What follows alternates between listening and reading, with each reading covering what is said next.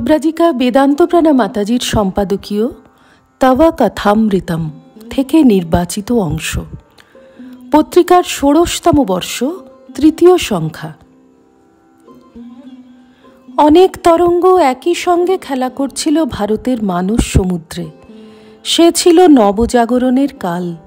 সূর্যোদয়ে অনেক পাখির কাকলি, সাহিত্যে, বিজ্ঞানে, শিক্ষাজগতে, শিল্পের অঙ্গনে অজস্র ফুলের সম্ভার।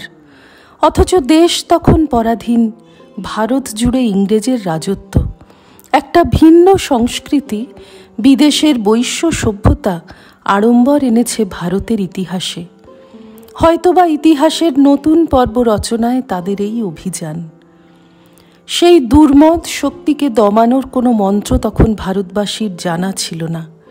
তবে একটা শক্তির সংঘাতে অজ্ঞাতসারেই ভারতের সনাতন শক্তির জাগরণ ঘটেছিল। ইতিহাসের ঘটনা প্রবাহ বয়ে চলে আপন সরণি ধরে। এই মহানগরীর প্রান্তে দক্ষিণেশ্বরে তাই জেগে উঠল ভারতের বিস্মৃত তপঃশক্তি। সে তপঃশক্তি নিয়ে এলো নতুন বার্তা, শুধু ভারতের জন্য নয়, বিশ্বের জন্য। সে ছিল আকাশের রক্তিম সূর্যোদয়, তারই বরেণ্য ভর্গ ধ্যান করে জাগল যুগ। আকাশের গায়ে সূর্য কি উজ্জ্বল, অথচ কি নিষ্পৃহ। সে সূর্য মাটির রস শোষণ করে ও পরে মেঘে মেঘে বর্ষণ করে। দক্ষিণেশ্বরের জ্ঞান সূর্য সমস্ত জাতির প্রাণরস শোষণ করেই অমৃত বর্ষণ করেছেন সহস্র গুণ। একটি মহাপ্রাণ আসেন বহু প্রাণের সার নিয়ে। সেই প্রাণ শক্তি বা প্রেরণা তিনি সঞ্চারিত করেন মানুষের প্রাণে। সে জাতি ধন্য হয়, ধন্য হয় তার বর্তমান, তার ভাবী যুগ। শ্রী রামকৃষ্ণ কি কোনো ব্যক্তি, না ঘটমান বিস্ময়, অথবা স্বয়ং সম্পূর্ণ এক ইতিহাস? না, কোনোভাবেই কোনো ব্যাখ্যা মনোমত হবে না। ভারতবর্ষের মানুষের কাছে এই বিরল কালজয়ী চরিত্রের একটিই পরিচয়, তিনি লোকোত্তর পুরুষ, অবতার পুরুষ। এর চেয়ে বড় আর কোনো পদবী আমাদের জানা নেই। ওই অবতার নামের মধ্যেই নিহিত আছে তাঁর মাহাত্ম্য, তাঁর অসীম শক্তির মহিমা।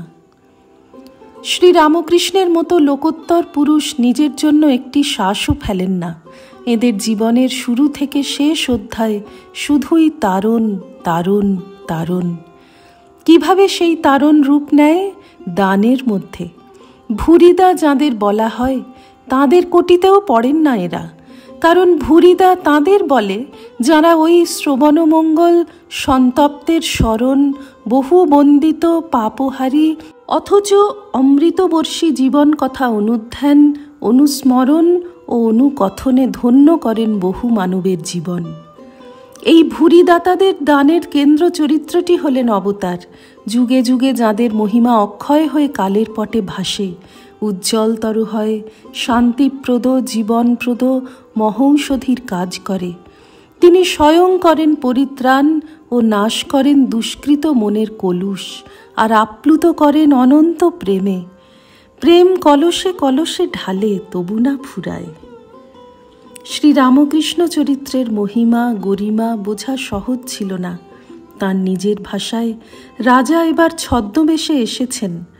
এই কথার সরল অর্থ, তিনি নিজের ঐশ্বর্য লুকিয়ে দিনহীন বেশে মানুষের কাছাকাছি দাঁড়িয়েছেন, যেন গ্রাম বাংলার লোকসংস্কৃতি থেকে উঠে আসা এক মানুষ। কথা বলছেন গ্রামের ভাষায়, উপমায় উপমায় তুলে এনেছেন গ্রামীণ জীবনের সরল ছবি। রচনা করেছেন দিনান্তের রবির মতো স্নিগ্ধ ভাবের পরিমণ্ডল। তার কথা শুনে গ্রামের অশিক্ষিত মানুষগুলির মুখে আজও হাসির আলো জ্বলে ওঠে।